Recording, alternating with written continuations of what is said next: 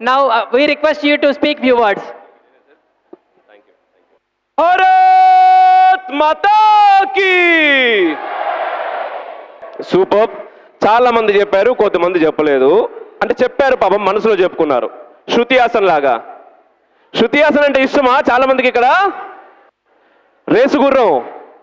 మనం ఏదో చెప్పాలనుకుంటాం కానీ మనసులోనే చెప్పుకుంటాం, ఏదో మాట్లాడాలనుకుంటాం మనసులోనే మాట్లాడతాం. ఇక్కడికి వచ్చి డాన్స్ చేయాలనిపిస్తుంది కానీ మనసులోనే చేసేస్తాం కదా. Okay, first of all impact, thank you very much అండి. లక్ష్మణ్ నన్ను ఇక్కడికి ఇన్వైట్ చేశారు. ఈ స్టేజ్ పైన నాకు భరత్ మాత చూడగానే ఆనందంతో కడుపు నిండిపోయే కోసం మధ్యాహ్నం చేయలేదు. ఇక్కడ అక్కడ త్రివర్ణ జెండా కూడా ఉంది. వినిపిస్తుందా? మీరు చెప్పకపోతే, ఇగో మీరు నాకు రెస్పాండ్ కాకపోతే నేను మళ్ళీ గట్టిగా అరిచేస్తా, మీ చెవులకే ప్రాబ్లం. సరేనా? అందుకోసం నేను మెల్లగా అడగానే రెస్పాండ్ అయిపోండి. ఓకే, ఇక్కడ స్టేజ్ పైన ఇద్దరు ప్రముఖులు ఉన్నారు. వాళ్ళు ఎవరో తెలుసు మీకు? ఓకే, అయితే ఇక్కడ స్టేజ్ పైన అటువైపు ఎవరున్నారు? ఏపీజే అబ్దుల్ కలాం. ఇటువైపు ఎవరున్నారు? స్వామి వివేకానంద ఉన్నారు. రైట్? ఓకే, ఇక్కడ అందరూ కూడా నాకు తెలిసి ఇంతకుముందు అన్నారు, స్కూల్ స్టూడెంట్స్ ఉన్నారు, కాలేజ్ స్టూడెంట్స్ ఉన్నారు. ఫ్యూచర్లో మీకు చాలా చాలా పెద్ద పెద్ద గోల్స్ ఉంటాయి, ఎయిమ్స్ ఉంటాయి. ఇక్కడ డాక్టర్ ఎంతమంది కావాలనుకుంటున్నారు? డాక్టర్స్. Okay, engineers. ఓకే, ఇంకా సినిమా ఇండస్ట్రీ హీరో.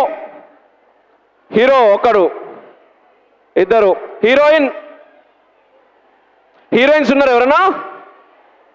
అగో నేను వద్దు కానీ నువ్వు లేపు అని చెప్పి పక్క చేస్తున్నామ్మాయి. Very good. లైట్స్ ఉన్నా నా కళ్ళు బాగా కనిపిస్తున్నాయి. అయితే దాదాపు అందరూ కూడా వచ్చారు, అందరూ మాట్లాడారు. నేను మధ్యాహ్నం సెషన్లోకి వచ్చాను ఇక్కడికి. అమ్మ ఏం లేదు, నేను మీ టైం ఎక్కువ తీసుకోను, కొద్దిసేపు మాట్లాడితే మనం మాట్లాడుకుందాం. ఎందుకంటే నేను ఈరోజు ఇక్కడికి ఎందుకు వచ్చానంటే మీ దగ్గర నుంచి చాలా విషయాలు నేర్చుకుందామని వచ్చాను. నేర్పిస్తారా? నేర్పిస్తారా? Very good. అమ్మాయిలు రెడీగా ఉన్నారు నేర్పించడానికి. అబ్బాయిలు ఎన్నుకుంటూ కూడుతున్నానా? నేర్పిస్తారా మీరు నాకేమన్నా? ఏదరా ఇది? మనమే నేర్చుకోవడానికి, మీరు కూడా అలాగే నేర్చుకోండి వాళ్ళ దగ్గర నుంచి. ఓకేనా? ఓకే.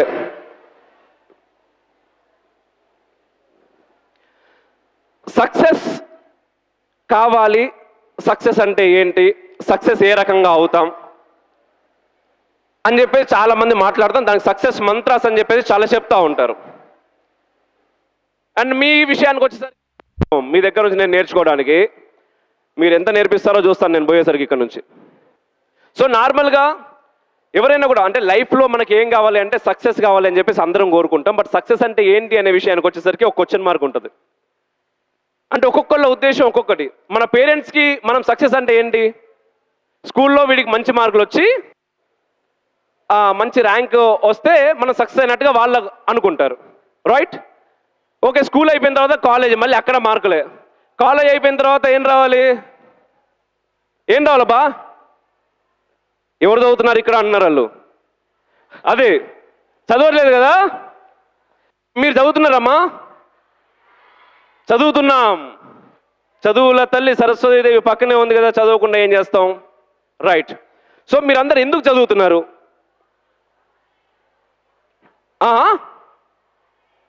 పెళ్లి చేసుకోవడానికా? అయ్యో సిగ్గుపడుతున్నారే. పెళ్ళి ఎలాగో అవుద్ది, మనం చేసుకోవాలనుకున్నా వద్దనుకున్నా పెళ్ళి అనేది కామన్ కావాల్సిందే, తప్పదు. కానీ దానికంటే ముందు ఏదో ఒకటి చెయ్యాలి, లైఫ్లో ఏదో సాధించాలి అనే తపన మనల్ని చదువుకునేలా చేస్తుంది. చదువు అంటే ఏంటి అనే దగ్గర ఒక క్వశ్చన్ మార్క్ ఉంటుంది. Yes, question mark. ఎందుకంటే ఇప్పుడు మన వెనుక కనిపించారు, స్వామి వివేకానంద ఉన్నారు, ఇటు ఏపీజే అబ్దుల్ కలాం ఉన్నారు. వరల్డ్లో ద బిగ్గెస్ట్ డాక్టర్ ఎవరో మీకు తెలుసా? డాక్టర్. పోనీ ఇంజనీర్ ఎవరో తెలుసా? తెలుసా? మళ్ళీ అందాల రాక్షసి తెలుసా? తెలీదు అనాలి మీరు. తెలుసా? తెలీదు. కానీ ఇండియన్ బిగ్గెస్ట్ ఇంజనీర్ ఎవరో తెలుసా? డాక్టర్, ఒక మంచి ఐఏఎస్ ఆఫీసర్ పేరు చెప్పలేరా? మనకు స్వతంత్రం ఎప్పుడు వచ్చిందమ్మా? స్వతంత్రం ఎప్పుడు వచ్చింది మనకి? 1947. వాళ్ళు చెప్పారు కదా ఇప్పుడే, మళ్ళీ మేము గట్టిగా చెప్పుడు ఎందుకు, ఎనర్జీ వేస్ట్, రైట్? యా, అయితే ఎవరు పోరాడితే మనకు స్వతంత్రం వచ్చింది? ఏందబ్బా? Freedom fighters. ఓకే, మనకి ఎంతమంది ఫ్రీడమ్ ఫైటర్స్ మనకు తెలుసో ఒకసారి చూద్దాం.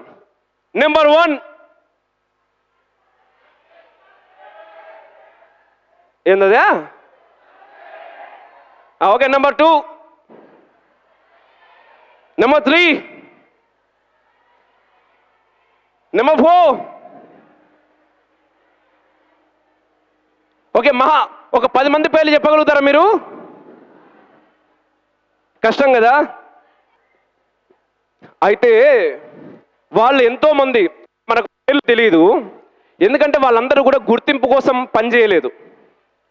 మన దేశానికి స్వాతంత్రం రావాలి, ఇప్పటి తరాలు అంటే మనం అందరం సుఖంగా ఉండాలని వాళ్ళు చావడానికి కూడా సిద్ధపడ్డారు, చచ్చిపోయారు.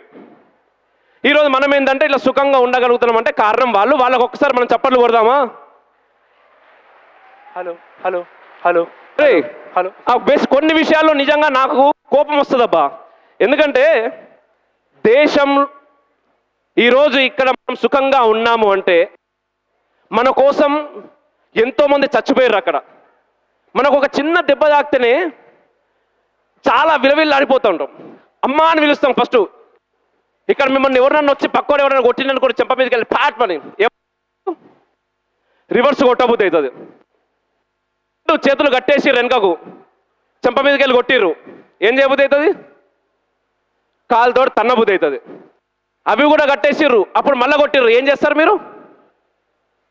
ఏం చేయలేరు, దెబ్బ పడతారు, ఏడుస్తారు, బాధ అనిపిస్తూ ఉంటుంది.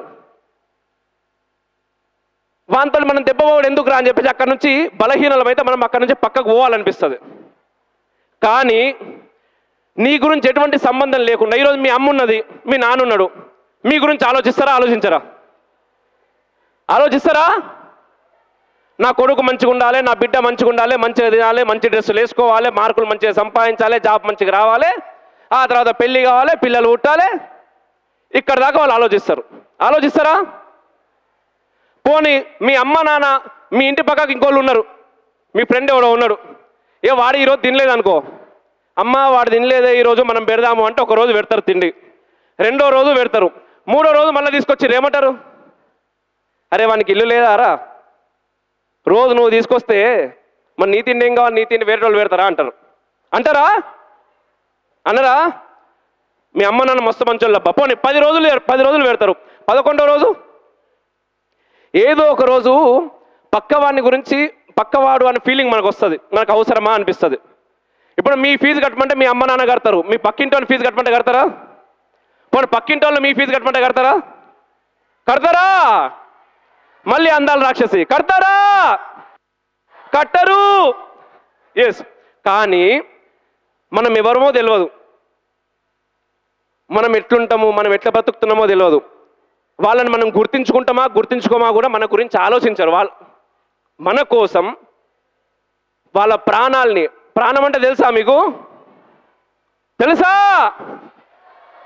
మీరు తిన్నారబ్బా, నేను తినలేదు, మరి కామెడీగా ఉన్నారు మీరు. తెలుసా ఏంటి ప్రాణం?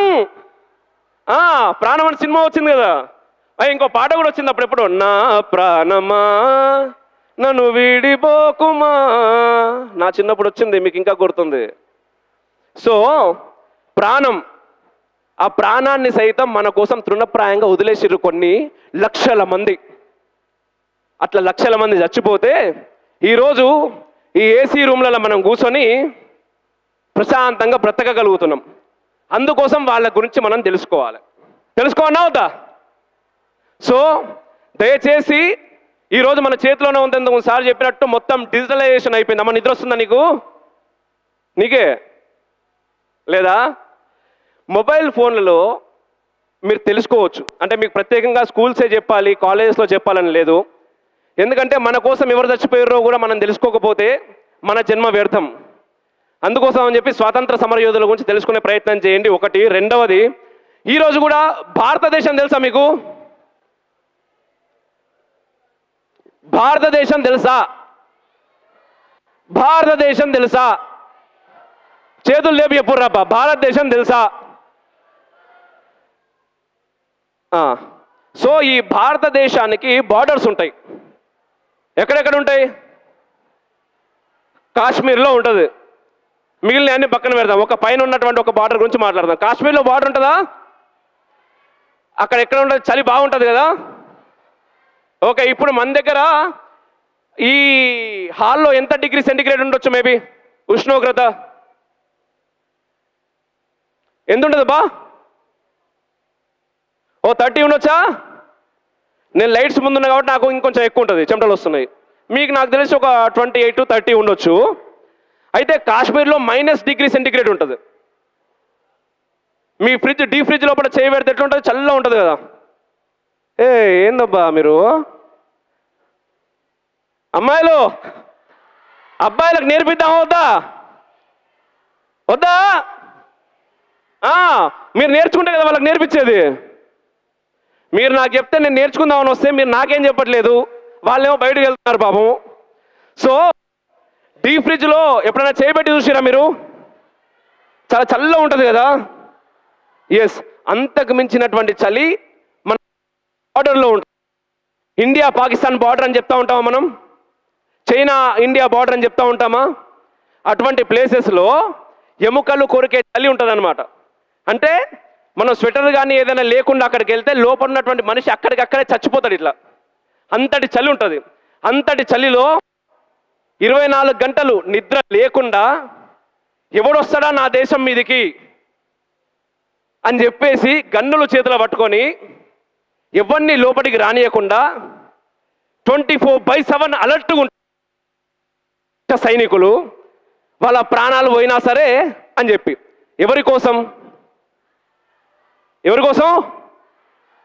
మన కోసం. ఆ మన కోసం అనే విషయాన్ని మనం గట్టిగా చెప్పొచ్చు. ఎవరి కోసం? అందుకోసం అని చెప్పి మనం ఏం చేయాలి? వాళ్ళ గురించి మనం తెలుసుకోవాల్సిన అవసరం లేదు. వాళ్ళు ఎందుకంటే వాళ్ళు అది ఎక్స్పెక్ట్ చేయరు. నా గురించి వీళ్ళు తెలుసుకోవాలి, నా శిలా ఫలకాలు వీళ్ళ ఊర్లల్లో నాటాలి, లేకపోతే మా గురించి వీళ్ళ పుస్తకాలు రావాలి అని చెప్పేసి ఏ ఒక్క కూడా అనుకుంటలేడు. కానీ ఒక బాధ్యతగా మనం ఇక్కడ పెరగాలి, ఒక బాధ్యతగా ఈ దేశం గురించి మనం ఆలోచించాలి అని చెప్పేసి వాళ్ళు అక్కడ ఆలోచిస్తూ ఉంటారు. దాన్ని మనం నిలబెట్టుకోవాలి. ఒకసారి మన దేశ సైనికులకు సెల్యూట్ కొడదామా? భారత్ మాతాకి చెప్పొచ్చబ్బా, చాలా గట్టిగా చెప్పొచ్చు. ఎందుకంటే బేసిక్గా మన అమ్మ నాన్న అంటే మన కోసం చావడానికి నాకు తెలిసి మన పక్కకున్న వాళ్ళు, మన తోబుట్టువులు కూడా సిద్ధంగా ఉండరు. పోనీ మీరు ఎవరి కోసం చావడానికి సిద్ధంగా ఉంటారా? ఉండరు. ఎంత అనుకున్నా మనం మాటకు చెప్తామేమో కావచ్చు, కానీ నేను చస్తా అని. చావు నీ కళ్ళ ముందుకు వచ్చిందంటే భయపడతాం, మనం వెనక్కి తగ్గుతాం. అట్లాంటి చావు ముందుకు వాళ్ళు పోయి మనల్ని వాళ్ళు వెనుక నిలబెట్టుకొని మనల్ని రక్షిస్తున్నారు కాబట్టి ఖచ్చితంగా మనం వాళ్ళకి సెల్యూట్ చెప్పాలి. వాళ్ళ కోసం మనం ఇక్కడ బాధ్యతగా బ్రతకాలి. ఒక్కసారి వాళ్ళకి చప్పట్లు కొడదాం.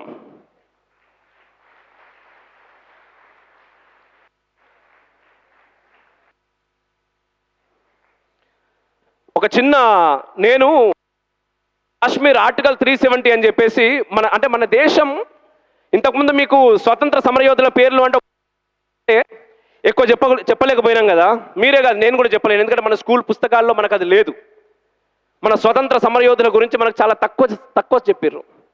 ఎందుకు అంటే ఎప్పుడు ఎవడైతే గెలుస్తాడో, ఎవడైతే శక్తివంతుడుగా ఉంటాడో వాడు చరిత్రని రాసేటటువంటి అధికారాన్ని కలిగి ఉంటాడు. ఇప్పుడు మీరు మీ క్లాస్ ఇంకో క్లాస్ ఉంది, 2 క్లాస్ రూమ్స్. ఆ 2 క్లాస్ రూమ్స్ పోటీ పడి దాంట్లో ఒక క్లాస్ రూమ్ గెలిచిందనుకోండి, రేపటి తరానికి ఏంటంటే ఈ క్లాస్ రూమ్ గెలిచిన క్లాస్ రూమ్ ఏది చెప్తే అదే నిజమని నమ్ముతారు. అట్లనే మనకేంటంటే కొంతమంది గురించే తెలుసు, ఎక్కువ మంది గురించి తెలియదు. ఓ 10 మంది పేర్లు చెప్తే చాలా ఎక్కువ మనం. బట్ ఆ 10 మందితోటి మాత్రమే మనకు స్వతంత్రం రాలేదు. ఇంకా చాలామంది మన కోసం చచ్చిర్రు, ఇప్పటికీ పాపం బార్డర్లో మన కోసం చచ్చిపోతూనే ఉన్నారు. వాళ్ళందరి ద్వారా మనం ఇక్కడ సురక్షితంగా బ్రతకగలుగుతున్నాం. అయితే ఆర్టికల్ 370 అని చెప్పేసి భారతదేశంలో ఇప్పుడు మీ ఇల్లు ఉన్నదబ్బా, ఫర్ ఎగ్జాంపుల్, ఇంకో 5 నిమిషాలు చెప్పి పోతా నేను. ఓకేనా? ఓకేనా? పొమ్మంటారా? పొమ్మంటారా? పోవన్నా? వద్దా? పోవన్నా? నాకు అర్థం కావట్లేదు. పోవన్నా వద్దా? ఇగో పొమ్మనే వాళ్ళు చేయలేపండి అబ్బా. నువ్వు సగం లేవా? పోవాలా? ఓకే, వద్దు అనే వాళ్ళు చేయలేపండి. మీరు మేడం థ్యాంక్ యూ. ఇక మీ పక్కన ఉన్న వాళ్ళు పొమ్మనట్లేదు, వద్దు అనట్లేదు. పోవాలా వద్దా? మీ ఇష్టం. మేము పిలిస్తే వచ్చారా? అంతే కదా? యా. అయితే కాదు నాన్న, కొన్ని విషయాలు ఏంటి అంటే మన స్కూల్ పుస్తకాలు చెప్పవు. ఎట్ ది సేమ్ టైం ఇప్పుడు గూగుల్ కానీ, యూట్యూబ్ కానీ, సినిమా కానీ ఇవేవి కూడా కొన్ని విషయాలు మనకు చెప్పవు. ప్రాక్టికల్గా మనం ఎప్పుడైతే వెళ్తామో, ఎప్పుడైతే మనం అనుభవిస్తామో అప్పుడు మాత్రమే మనకు విషయాలు కొన్ని తెలుస్తూ ఉంటాయి. అట్లాంటి కొన్ని విషయాలు ఏంటంటే మనం కొంతమంది వ్యక్తులతో మాట్లాడుతున్నప్పుడు మనకు అర్థమవుతూ ఉంటుంది. ఇక్కడ చాలామంది పెద్దలు మీ గురించి ఎక్కడెక్కడి నుంచో వచ్చి మాట్లాడుతున్నారు. సో ఖచ్చితంగా మీరు వినండి, దాంట్లో మీకు ఏది నచ్చితే అది తీసుకోండి. అయితే నేను కాశ్మీర్కి వెళ్ళినాం. కాశ్మీర్కి వెళ్ళినప్పుడు అక్కడ ఒక టెంపుల్ ఉంది, దేవాలయం. అక్కడ కూర్చున్నప్పుడు మిలిటరీ వాళ్ళు, సోల్జర్స్ అందరూ ఉన్నారనమాట.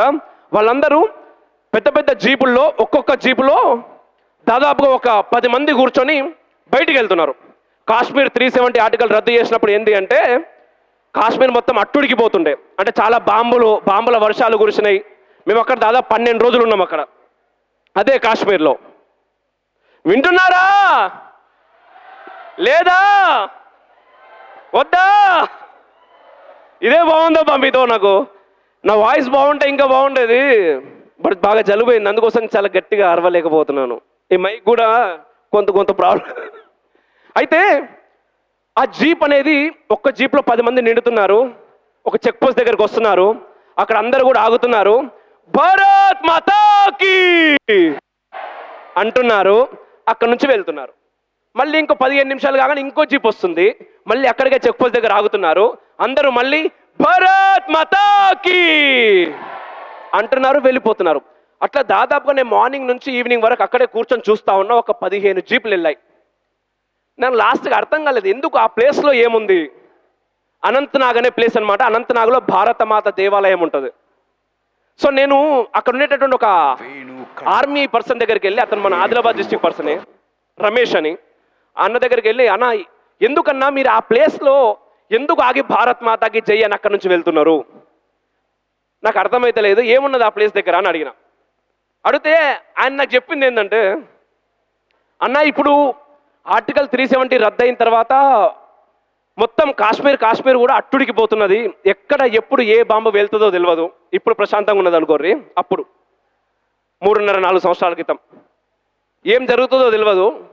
మేము ఒక్కసారి ఇక్కడ నుంచి బయటకు పోయినాము అంటే మా జీప్ పైన ఎవరు బాంబు వేస్తారో, లేకపోతే ఎక్కడ మైన్ వేలుతుందో, ఎక్కడి నుంచి బుల్లెట్లు మా మీదకి వర్షంలాగా వచ్చి దాడి చేసి అక్కడికక్కడ మేము చచ్చిపోతామో మాకు తెలియదు. చచ్చిపోతే నా తల్లి భారతికి మరొకసారి చేయగొట్టే అవకాశం మాకు ఉండదు కదన్న. అందుకోసం అని చెప్పేసి మేము ఇక్కడ భారత్ మాతకి జై అని చెప్పేసి ముందుకు పోతాము అన్నారు. ఆ రోజు అనిపించిందబ్బా. ఈరోజు మీకు అంటే చాలామంది వింటున్నారు సీరియస్గా, thank you very much. But కొంతమందికి అనిపించవచ్చు, వీడేంద్రా వచ్చి ఇక్కడ మాకు సొల్లు చెప్తున్నాడు, అవసరమా ఇది అని. కానీ సొల్లు కాదు నాన్న, ఇది సొల్లు కాదు. మన కోసం ఎవరిమి ఎప్పుడు మనం ఎవరిమి?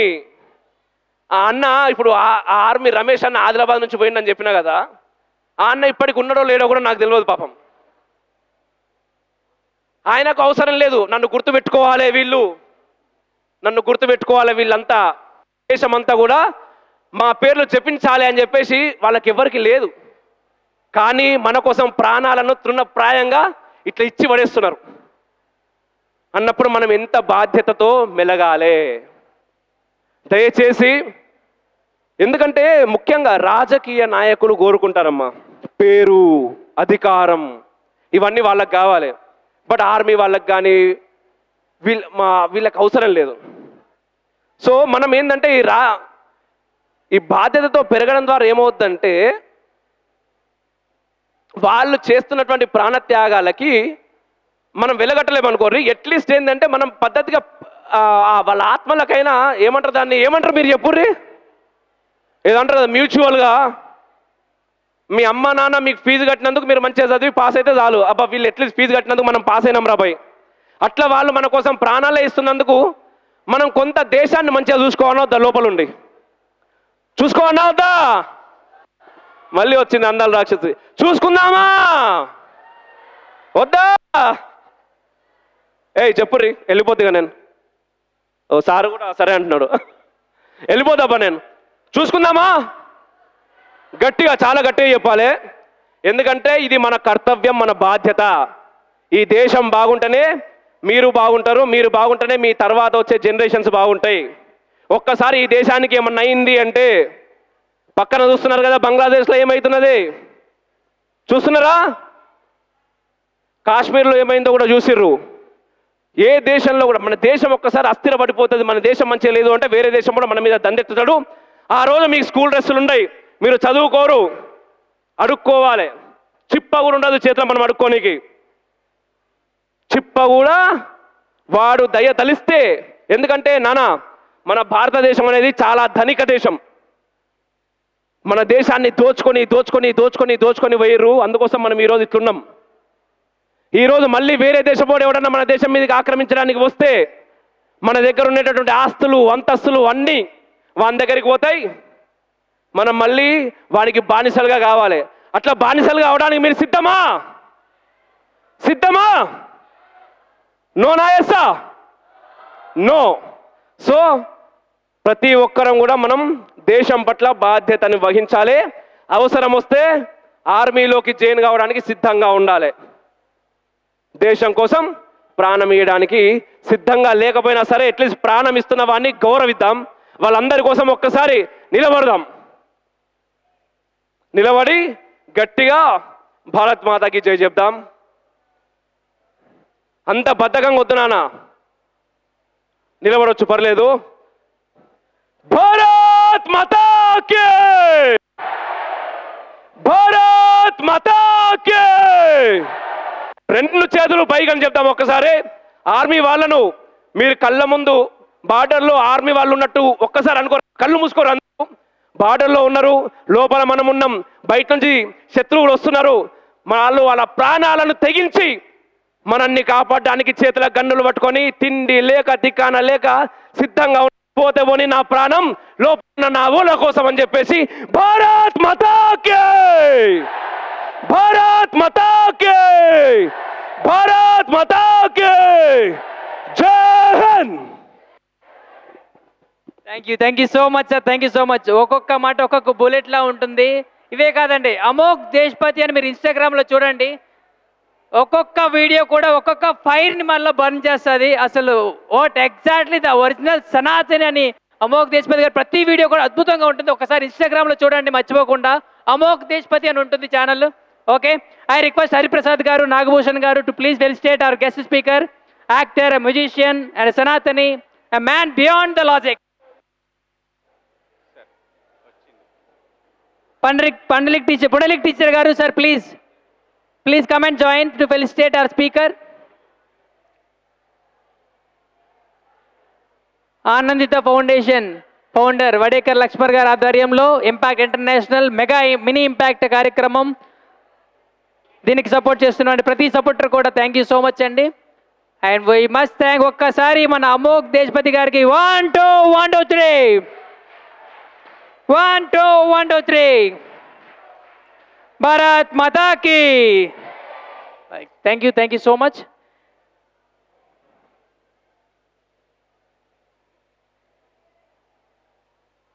ఓకే.